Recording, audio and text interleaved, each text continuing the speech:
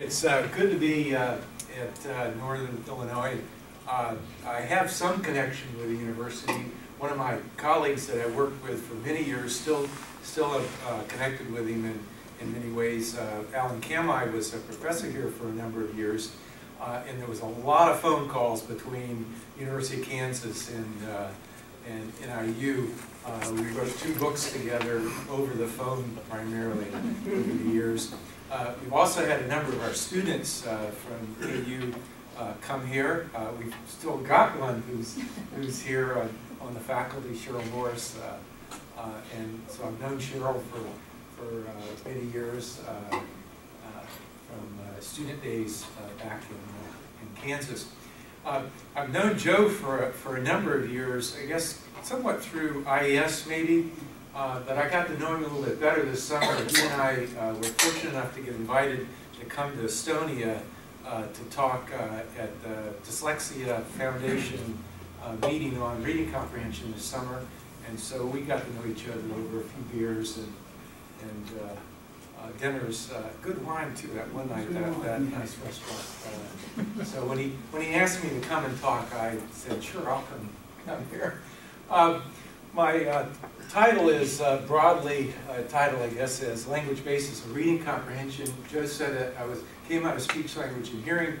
I am a speech language pathologist. I've never really practiced as a speech pathologist. I was actually trained as a speech scientist and graduated, got a PhD, and did acoustic analyses of young kids' speech, particularly kids with articulation, phonological disorders, and that's what I did for the first couple of years out of school. But I came across research showing a connection between phonological problems and dyslexia, and I have a family history of dyslexia, and basically just changed my whole career over to studying reading and focused on dyslexia for a number of years, and I guess through the last 10 years or so I've become more interested in reading comprehension, and so I'm going to talk about a little bit of the work that we've done related to reading comprehension and kind of related, I think, to the topics that you've talked about in your colloquium. So what I'm going to do is I'm going to begin with a kind of a model, my way of thinking about reading comprehension. Talk about how language fits into that model, give you some of the evidence from mostly studies of atypical language development or atypical reading development, and then finish with a bit on early identification. Right? So I want to start first kind of talking about the way I look at reading kind of the comprehension, maybe the way I would define it. This is, I think, important because we spent a week in this summer on the topic of reading comprehension in Estonia, and the organizers would not let us define it. Right? And I think the reason they didn't want us to do it is they're afraid we would argue all week long about what reading comprehension is. And I thought that was really unfortunate because you never really got to see what people's perspective were until you got well into their talks about where they were coming from in terms of reading comprehension. So I take a kind of a constructivist approach to reading comprehension, and I've seen it overlaps quite a bit with Joe's views about reading comprehension, and see it as a construction of a mental model or meaning representation based on printed text and one's prior knowledge. You could model it something like this, and in that we refer to it as a mental model, meaning representation, coherent understanding. I mean, many people think of it in terms of Kinch's term, a situation model. Right? And this takes place within a context, and the context is made up of things like purpose, motivation, mental alertness. We might put task in that Joe was talking to me about earlier on. A term that I like to use that relates the purpose and motivation to the mental model is this notion of standard of coherence. This is the reader's metric of how much they want their mental model to fit together, how much cohesiveness do they want in the mental model, and that's going to vary dependent upon their purpose and motivation. So if you're reading a text to get the basic gist of it, you may be reading a newspaper article, so forth, then your standard of coherence is not particularly high. However, on the other hand, if you're going to write a paper on it, or you're going to give a presentation, and that's dependent, your grade's dependent upon it, or getting or keeping a job is dependent upon it, your standard of coherence is going to be much higher. And I like that because that kind of gives you an idea that this mental model is just not one thing. It varies in terms of its coherence depending upon the particular task, purpose, motivation, so forth. Or back to the model. So to be able to create this mental representation, you have to have two parts, and you have to have both of them. You can't just have one of those. So, for example, if I gave you this, you'd be limited in the mental model that you might be able to create, right? Unless you can read what language. Did I recognize that? It's close. It's Finnish. Well, it's actually not close. Those two languages aren't all that close. But it's Finnish. It's a really interesting language from a linguistic point of view. I'll just point out one thing. They've got double vowels and double consonants. And it's not just in the orthography. In Finnish, if you lengthen a vowel or you lengthen the stop consonant, it's another word, right? Which gives you all sorts of creativity in the ways that you could produce words. But obviously, you can't create a mental model if you're given that text to read. Right? However, I can put this text into English, and you still might not be able to create a mental model. Right? Well, don't spoil it if you know this. Mia first let loose a team of gophers. The plan backfired when a dog chased them away. She then threw the party, but the guests failed to bring their motorcycles. Furthermore, her stereo system was not loud enough. Obscene phone calls gave her some hope until the number was changed. It was the installation of blinking neon lights across the street that finally did the trick. She framed the ad from the classified section and now has it hanging under a wall. You don't have a very good mental model, do you? So you couldn't answer the question of where did Mia put the gophers, why did Mia want the guests to bring their motorcycles, or what did the ad say? Right? And it's not because you don't have the knowledge, it's because you can't access the relevant knowledge that allows you to put this together. And if I give you the title of the passage, getting rid of bad neighbors, right, you can automatically put those propositions together into a coherent mental model, and you can answer the questions: where'd she put the gophers? Neighbor's yard. Why did Mia want the guests to bring their motorcycles? Make a lot of noise. And what did the ad say? Apartment for rent. Yeah, apartment for rent or house for sale. All right. But there's other examples like this. The washing clothes example is probably the one that's most often seen, and so forth. All right. All right. So you need to be able to read the text, and you need to have the background knowledge to understand that text. But from my perspective, you also need to have good language skills. It's language that helps you take the orthography, turn it into words, put the words together to form sentence-level understanding, sentences and clauses together to develop a text-level understanding of the passage that you're reading. It's also the way that we store much of our world knowledge. It's also the processes that we use when we're doing reasoning with verbal text and so forth. So it plays a central role in comprehension. This kind of system of language and knowledge is the same system that we use in spoken language, but the input to that system is speech. Right? So we might think of this system here as language comprehension, and this way of thinking is kind of the basic premise of what view of reading? Simple view of reading. Right? So it's the view of reading that reading comprehension is the product of being able to read words, turn those words into language, and then language comprehension skills that allows you to build that mental model based upon the text. It's not a simple view or a simplistic view of reading. It just simply states that reading is made up of a set of processes involved in word reading and a set of processes involved in language comprehension, each of which is much more complex, and the kind of the model or depiction of the simple view I like comes from Hollis Scarborough, and I've changed this a little bit from the one that she's published before, but it shows the processes involved in word recognition. It really does it as a strand which has different threads that are interwoven to form skilled reading, but there's a set of strands for word recognition and then a set of strands for language comprehension, semantics, text processing, background knowledge, verbal reasoning, metacognition, so forth. Right?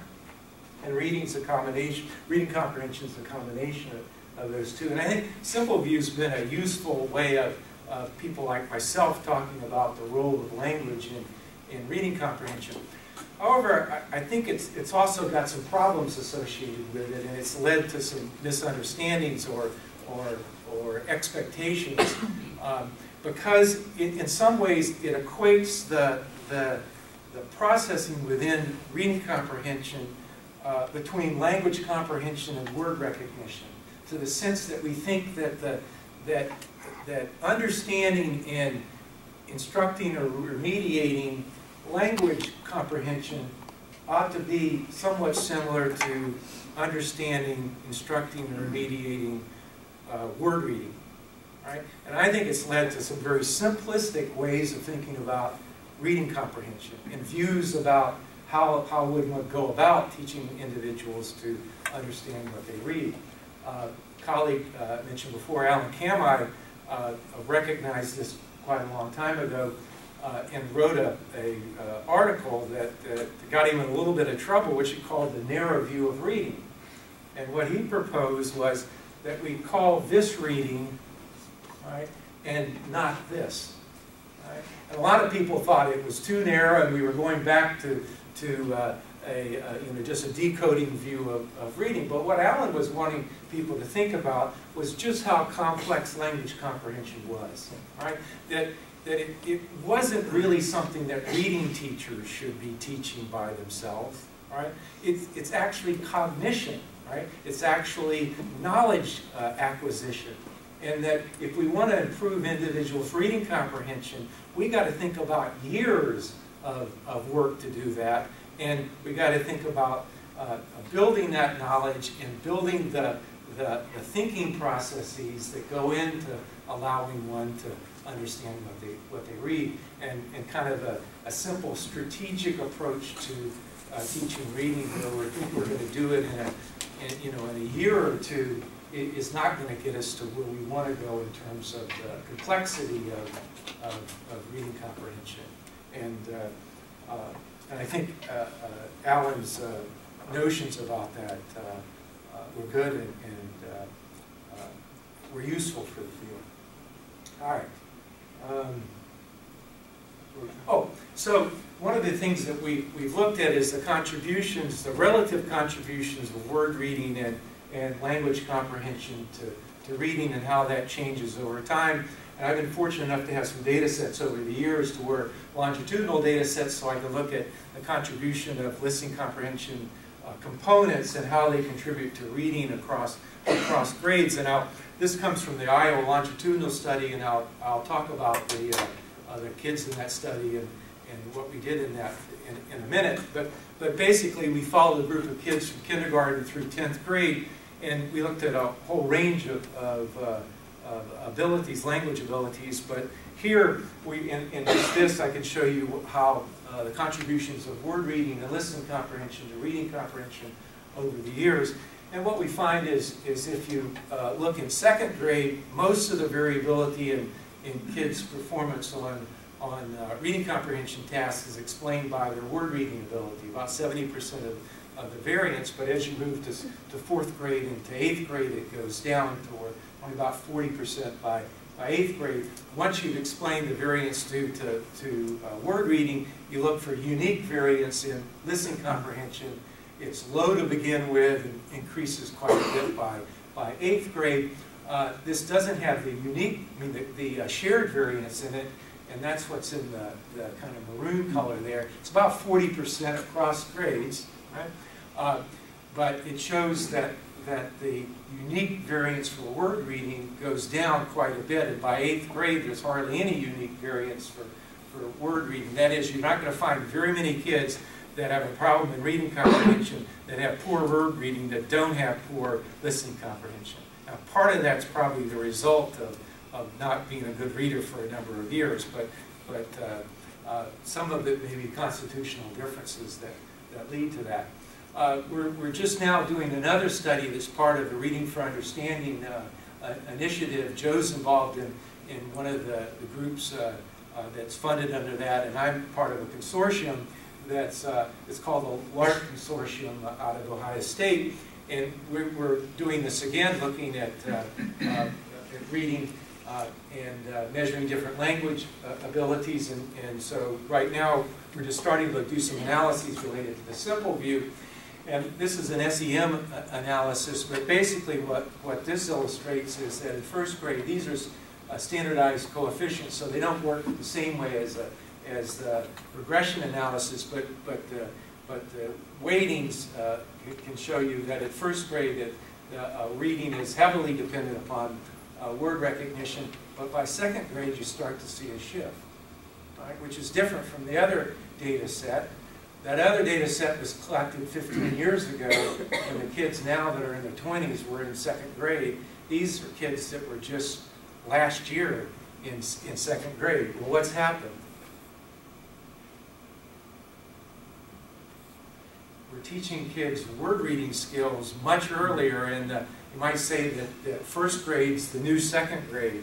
Right? It's amazing what's happened in word reading abilities. Just to give you one idea, the standard for number of words read per minute by the end of first grade a number of years ago was 40. Benchmark now is 70. Right?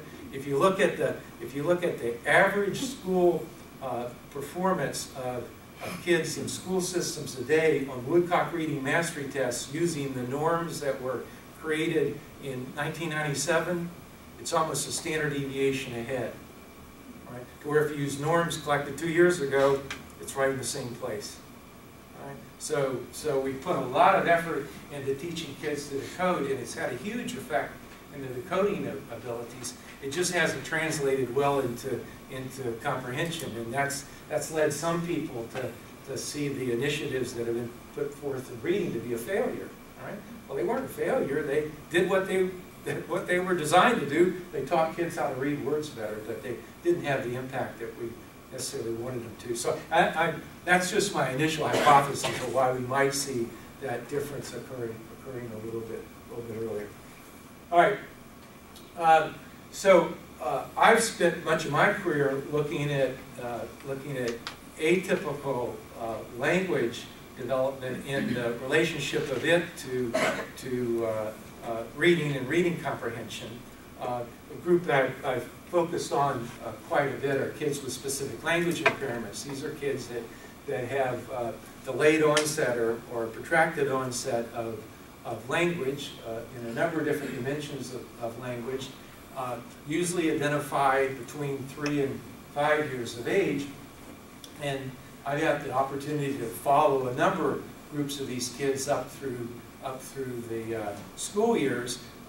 The most comprehensive of these was the Iowa longitudinal study that we followed kids from kindergarten through 10th grade. We began with one of the largest samples, 225 kids with specific language impairments. Actually, they all didn't have specific language impairments. About half of them did. The other half had nonverbal cognitive deficits, but not to the extent that the kids would have been identified as having a developmental disability, or at the time were referred to as mental retardation. These kids were drawn from an epidemiologic sample, which was really critical to us. We didn't realize at the beginning how critical it was going to be, but it allowed Bruce to talk about the incidence or of specific language impairments in the population. And knowing that allowed us to use our data to talk about all sorts of different things in the population that we might not have been able to do, since our sample was biased in the sense that we had many more kids with language impairments than you would find in a normal representative sample. So what we've been able to do, since it was based on the epidemiologic study, is to weight the data using the expected frequency of occurrence of SLI. And what you do is you just count those kids' scores a little bit less, and then you can come up with population estimates of a whole wide range of things related to reading that might have been biased before. So we follow the kids 2nd, 4th, 8th, 10th grade to measure their word reading and reading comprehension, and we've looked at their reading development in a whole range of different ways, but just to give you a flavor of it, we can look at the proportion of these kids that develop reading comprehension problems. Defined reading comprehension is greater than 1 standard deviation below the mean, and it's a population-based mean in reading. And we can plot this for kids with SLI here, and NLI, and typical developing. It's about 40% of those kids have a pretty significant difficulty in reading comprehension. If they have SLI, it's closer to 60 to 70% if you have a non-specific language impairment. If you divide these percentages by the percentage of kids with typical language, you get what's called the relative risk factor, and you find that SLI kids are about 5 times as likely to end up with a reading problem, where kids with NLI are about 8 to 9 times as likely to have a reading difficulty. Now you might say, well, you still got 60% of those kids that don't have a reading problem. You'd expect many more to have it, given that extent of a language difficulty. Well, it's not that they're typical readers. If you look at a histogram of it, that is the number of standard deviations above and below the mean, and this is the number of kids who have that particular score. Here's your 40% of SLI and your 70% of NLI below 1 standard deviation. Where you look right on the other side is a whole group, another group of kids with language problems. You don't see very many kids that are at the average or above. Really surprising, there's 3 kids over here that develop pretty good reading comprehension. 2 of them no longer have a reading problem, but the amazing thing is this one right here has still, at this grade, had a pretty significant language problem and still did well. Not just one comprehension test, this is a group of comprehension tests that are put together. So that's what makes this worth studying in the sense that it doesn't work just like you think it works every time you do it. All right. Another way of looking at this relationship is to go the other way around and to identify kids who have comprehension problems and look at their earlier history in terms of language. We've been interested in a particular group of kids with comprehension problems, and those kids have comprehension problems despite their good word reading abilities. They're referred to as poor comprehenders or having a specific comprehension deficit. Study we did a number of years ago, not too long ago, about 5 or 6 years ago, we identified 57 of the poor comprehenders in 8th grade, and then we had another 27 poor decoders, which is an interesting group of kids. These are kids that are poor at decoding words, but in spite of that, their understanding of text is the same as the normal kids. Right? So we matched them with the typical kids. Right? Now, if we did a speeded task, comprehension task, I doubt we're going to find that, but you can find those kids who have specific problems there. And then we compared them to 98 typically developing kids. We gave them a wide range of language measures, and they have a wide range of language measures in 8th grade. And what you find is the poor comprehenders are poor on all the language measures except for the measures that relate to phonology, particularly phonological memory. Right? And phonological memory is the problem with which group? The poor decoders. All right? That it's more closely related to decoding than it is to reading comprehension. So it's what you want when you do a research study is you get a non-case. Right? If you find they're poor across everything, that only tells you they're poor. Right? What you would like to have your group being poor at one thing and good at something that you theoretically would predict they would be good at. And they actually perform equal to typical kids in non-word repetition or phonological tasks. Right? But we were interested in development, so you go back and look at kindergarten abilities, and these kids at kindergarten all had poor language skills and vocabulary, grammar, narration, so forth. Right? Well, one of the problems with doing a study like this is using cutoff scores with tests that have a degree of error to them. Is you get kids that are on either side of the cutoff score, and you're not sure whether they really belong there or not. Other people have suggested that by doing this, what we're doing is we're creating groups of kids that really don't exist out there in the world. So one way to try to get at this is to use a latent class analysis, right, which tries to form latent groups of kids that reduces the error. And then the nice thing it does is it tells you the probability that any child within that group really belongs to that group as opposed to another group. Right? So we use here, even here, you use somewhat arbitrary cutoffs in the sense that you constrain your analysis to look for groups at a particular place within the two-dimensional space of reading comprehension and word recognition. So we constrain it on 8th grade scores. That is, we ask the program to look for kids who have reading comprehension 1 standard deviation below the mean and word reading 1 standard deviation above the mean. So a significant discrepancy. Poor decoders who have the opposite, generally poor will be poor in both, generally good in both, and then we let the average kids in the middle free to vary. And then we use 8th and 10th grade reading scores to actually create the group membership. Right? And so what you get is something that looks like this.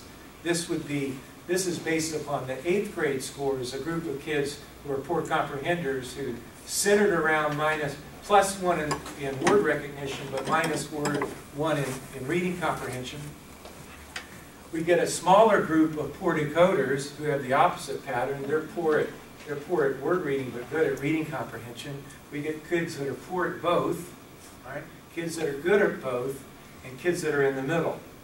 Right? Now you get a little bit of overlap here, and the reason you get overlap is this is 8th grade. This is plotting 8th grade scores, but 10th grade scores also went into it. So you might expect this child's 10th grade score to be more central to that particular group. And the way that you can see if the analysis is actually grouping kids in a way that is true to groups is to look at the probabilities of classification into those groups. And so each person who's assigned to class 1 has a probability of being in all those classes. Right? So the kid that was a little bit over into the middle didn't have as high of a probability of being in that poor comprehended group as the kid that was on the outskirts, right? And so you just average that out, and you find out that the kids in group 1 had a pretty high probability of being in group 1. And what you want to have is a high probabilities across the diagonal. And these are pretty fair, suggesting that there really are, that these two measures are not correlated well enough such that there's some dispersion in the distribution to where we really can talk about kids who have more comprehension problems than they do decoding problems. Well, what percentage of the population would that be? Right? One way to do that is to look at the poor comprehenders, right? 6% of the population, but generally poor were also poor at comprehension. If you add those two together, you get about 26%. Divide 26% into that percent, it's about a quarter of all kids who have comprehension problems might be poor comprehenders. Right? So it's a sizable number of kids that comprehension difficulties are not due to their inability to read words. Some people put it up a little bit higher, but I think this is a pretty fair estimate, at least at the 8th grade level. If you look back at their kindergarten scores, and these are Z scores, the poor comprehenders and the poor kids are both moderate levels of language impairments, to where the PD and the good kids have good language skills. If you look back at their history of language difficulties, the poor comprehenders, about a quarter of those kids would have been identified as having SLI or NLI earlier on. It may not be as high because the definition of poor comprehension wasn't as extreme right? Those kids didn't have to be really poor. These kids had to be below the 10th percentile, right? So if we made the comprehension really poor, I think we'd find many more there. Poor decoders don't have any language problems. You'd expect them not to, right? If you're already a poor decoder, if you have a language difficult, it's going to be hard for you to be a good comprehender. Generally poor, quite a few of those kids have problems. Generally good, and then average. The other thing that we found when we look at poor comprehenders is that most of them really didn't have a reading problem early on. If you looked at their comprehension abilities, they were pretty normal in their early school grades. It wasn't until 4th grade that many of them started showing their comprehension difficulties. Some people have referred to this as 4th grade slump. Other people refer to these as late emerging poor readers. You heard that notion? Right? We use Iowa data to look at late emerging poor readers as well. This published just last year to see again whether this is a real phenomenon, and you know, what percentage of the population does this represent, and when does this occur? We took all the kids. We started off with 600 kids. By what was it, 10th grade, we had 500. We're still in the study, and we had multiple measures of reading comprehension and word recognition across grades. And we used another latent approach to do this, to try to reduce the error in the estimates. It's called a latent transition analysis. And the way this works is we got multiple measures of word recognition, multiple measures of comprehension, and multiple grades. And we identify whether a child has a word reading problem or a reading comprehension problem or both at 2nd grade. And we look to see how that classification changes across grades. So you can find some kids that are typical across all grades, other kids that have reading disabilities across all grades, other kids who have typical development early and then transition into reading impaired, right? Or kids who are reading impairments early and transition to the typical. And this gets real complex because this can happen for word reading, it can happen for reading comprehension, or it can happen for both. Right? So you quickly get quite a few classes that are possible, but you don't. But our analyses showed that there aren't all that many classes. That in fact most kids are pretty stable in their reading across grades.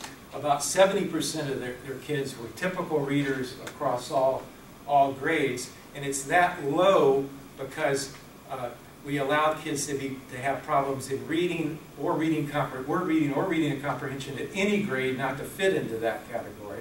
Right? Of the ones that remain, about half of them, a little more than half of them, had problems right from the beginning, and those problems continued through the grades. But a full 40% of kids who had a reading problem at any point in time were late emerging poor readers. They were kids who had reading problems, who were normal early on, but changed to having reading difficulties.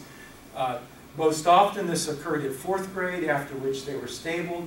Most often it involved kids who had reading comprehension problems, who emerged to have reading comprehension problems, but who had normal reading to begin with. And most of the kids who showed this pattern had a history of early language difficulties. Right? So it looks like it is a real phenomenon there, and it is something that looks to be closely related to a kid's early language skills. So the question is, can we identify who these late emerging poor readers are, so we might be able to do something about it early on? Can I ask you a question real quick? Yeah. I don't know much about these comprehension tests. I'm just wondering how the materials change and the questions in those asked of those materials change. Yeah, that's certainly a problem. What we try to do is use very similar types of tests across grades. Okay. Right? So it's not exactly the same test, but it's made up of 3 different comprehension tests, and we'll either get a construct of comprehension, right, with a latent construct, or we'll add them together and get some sort of summative. But it's kind of the same across grades. Of course, the demands placed on the child might be different across grades, right? Because early on, there's not much language in those early tests, right? So that can contribute to it as well. Right? Trying to identify these kids early is part of early identification, and that's where I spent most of my career, is thinking about, well, how do you identify kids who are at risk for reading difficulties early enough to where you can make some difference before the kids start having problems, and it gets much more difficult to remediate the problems. Well, early identification is really a difficult thing to do. Right? The reason is it requires you to predict the future. Right? And as Yogi Berra once said, it's tough to make predictions, especially about the future. Right? I'm talking about this Yogi Berra, not this Yogi Berra. Right? This Yogi Berra as many of you probably know, is famous for all sorts of what you call oxymoronic statements. All right? And I love these. It's like deja vu all over again. Nobody goes there anymore. It's too crowded. And my all-time favorite, always go to other people's funerals, otherwise they won't come to yours. Isn't that great? Well, I haven't taken Yogi's warning and did get involved over the years in early identification, looking for the signs of later word reading problems as well as reading comprehension. I focus mostly on word reading, but for this talk I'll show you some of the results related to reading comprehension. One of the studies that's related to this I did with one of my students, Suzanne Adloff, and we looked at prediction of reading in 2nd and 8th grade poor readers. So we classified kids from the Iowa study as being good and poor readers, either based upon their 2nd grade reading scores or their 8th grade reading scores, and we looked to see what kindergarten performance would predict their group membership either at 2nd or 8th grade. The idea being that the factors that predicted 8th grade that weren't part of the factors that predicted 2nd grade would be factors that might be more closely related to comprehension than to word reading. And we had a fair battery of language measures or literacy measures. The ones in white here are measures of kind of word reading, and ones here are more measures of language. I got this in 2 colors because sentence imitation measures grammatical abilities, but it's also a phonological memory task. Right?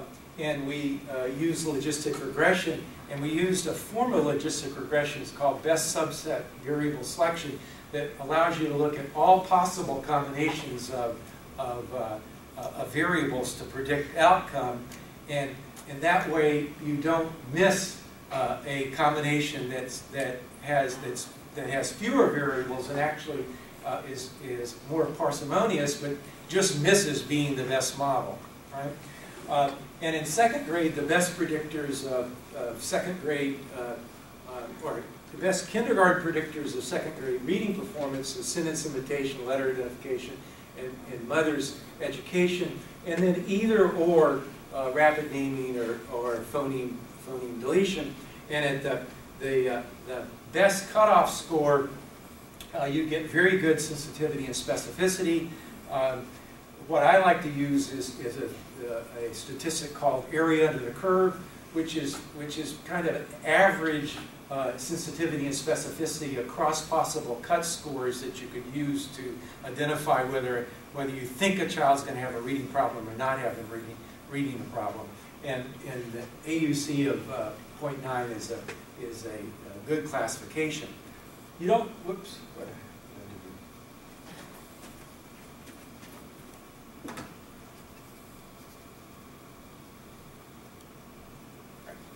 do? You don't lose much by 8th grade. AUC doesn't change very much, which is pretty interesting that kindergarten skills still do a pretty good job of predicting who's going to be a good or poor reader at the end of 8th grade. But the variables change. So grammatical completion, not so much because grammar plays such a critical role in reading in 8th grade. I think it's probably because it's more of a marker of general language abilities, children's language abilities at kindergarten play a big role in their reading in 8th grade. Nonverbal IQ, not again because nonverbal IQ is so critical, but probably because of the overlap between verbal intellectual abilities and more general intellectual abilities later on. Sentence imitation, and what's really one of the interesting things is that the phoneme deletion turned out to be one of the better predictors of 8th grade reading comprehension, right? Which is a bit surprising, but it has a heavy meta-linguistic component to it, and it may be capturing that's related to later reading performance. Where am I going? Okay, so the last study that I'll talk about is one that's that we're doing now, looking to try to identify kindergarten kids that are going to go on to have reading problems in the early school grades. We are working in the Lawrence school system, and we identified 366 kindergarten kids. We administered a large battery of measures at the beginning of kindergarten, and then we measured reading at the end of 1st, 2nd, and 3rd grade. For this, we'll talk about comprehension. We've got data on comprehension through 2nd grade. Right? One of the problems about comprehension in 2nd grade, again, is it's heavily dependent upon word reading abilities. So the strategy that I've kind of experimented with is to use a regression analysis and take out 2nd grade word reading. Right? So we use 2nd grade word reading. It accounts for 57, 58% of the variance. Now all we've got is a residual, and look to see, well, how much of that residual is predicted by early language skills. So it's kind of like the simple view, except your language is almost 3 years earlier, right, from the beginning of school, and you find that it accounts for a fair amount of unique variance over and above the word reading, about 11% of the variance from the beginning of kindergarten. So kids, regardless of their word reading ability, based upon their initial vocabulary and sentence imitation, which probably gets a little word reading in there, but mostly here it's a grammatical measure can predict that outcome. If you look at the Gates-McGinnity test, you'll see word recognition doesn't account for quite as much variance there, but it's a guessing test. You get 4 choices, so there's not going to be as much systematic variance to explain there. Probably only got highest you're going to get is 0.8, right? But even then, you find that kindergarten measures account for additional variance, and it's interesting. Receptive vocabulary, the Peabody accounts, shares the variance with the other measures, and is a pretty good estimate of that, predicting that residual individual difference. All right. Now, the last notion is a notion that's part of models of early identification these days, and it's referred to as the response to intervention approach to reading and to early identification. The idea being that at a particular point in time, children may not have aligned themselves on an ability that you think is related to later reading. And experience in reading or reading-related tasks will tell you additional information about what their natural abilities are, right, or what their abilities might be to learn to read, right? And it seems to have some validity for word reading. So what we've shown in this study is if you measure children's letter identification and a variety of other things at the beginning of kindergarten, it's a pretty good predictor at the end of 1st grade word reading, right? But children's growth in letter naming over the kindergarten year adds well and above. That is, by the beginning of kindergarten, kids have not scaled themselves up in terms of their ability. So you measure letter identification, you've got error in there. You give them time to learn, right? Experience with letters, you begin to see how quickly they might learn to read words, which shares quite a bit of the cognitive processes with learning to read letters, right, in a simple fashion, right? So the field of language intervention has been interested in this as well. Does instruction in language skills add to your prediction of reading over and above the language skills that you might have at the beginning of school. All right? So we can use the same, what we did was we randomly assigned children in our study to an intervention group or a non-intervention group, and we provided them with vocabulary instruction and narrative instruction, that is, how to retell and understand stories, and how to learn specific words within these 14 stories that we used across the year. They were good storybooks that were appropriate for kindergartners. And we can use the same approach. We take only the kids that are in intervention now, and we do the same type of analysis that we did before, where we put word reading in, right, and then put the pre-test of vocabulary. How many of those words we taught did they know at the beginning? Their performance on a narrative test at the beginning, right? And then at the end, we can put the post-test vocabulary and the post-test narration. And since you've already got their initial ability, any additional explanation of variance on the basis of the post-test is going to be due to differential growth in the end, right? Kids are going to have to switch places in their vocabulary and their narrative abilities for you to account for additional variance, right? But what do we find? A little bit, but not very much, all right? 2% of the variance there. If we look over here to the Gates-McGinnity, again, it's about 2% of the variance, right? Now, a couple of different conclusions we might take from this. The first conclusion might be that this is second grade reading comprehension with pretty limited reading comprehension measures that aren't heavily dependent upon language abilities. If we went to a little bit higher grades in third and fourth grade, we might find that there's more variance beyond that 36% that's language-based that we could actually account for. And if that's the case, we might find that instruction could lead to shifting kids in a scale of the relationship of language to later reading. So we are going to third grade. We'll be able to look to see if we get more variance by third grade. The other possibility is that language is different than letter naming, all right, or letter name acquisition, in that kids have had 5 years to situate themselves in terms of how good their language skills are compared to their peers, and instruction may not change that. Right? I don't think that's the case, because the instruction that we're doing are in literacy, language-based literacy skills that they may not have had opportunity to engage in prior to that, like defining words. So our vocabulary test is, what does so-and-so mean? So instruction in defining words, talking about words, may be a language skill that kids could change on, that then would be related to their later reading performance. Narration, the ability to tell stories and understand stories, again, is a literacy-based one that's taught in the school grades that kids might show some differential response to. So from a perspective of whether RTI is a useful construct for language intervention, we don't know at this point, but we at least have some, I think, methods to entertain that possibility. And I'm open for questions. I'm in 55 minutes. I have a quick question. So in the results that you just showed, they were second graders, correct? Yep.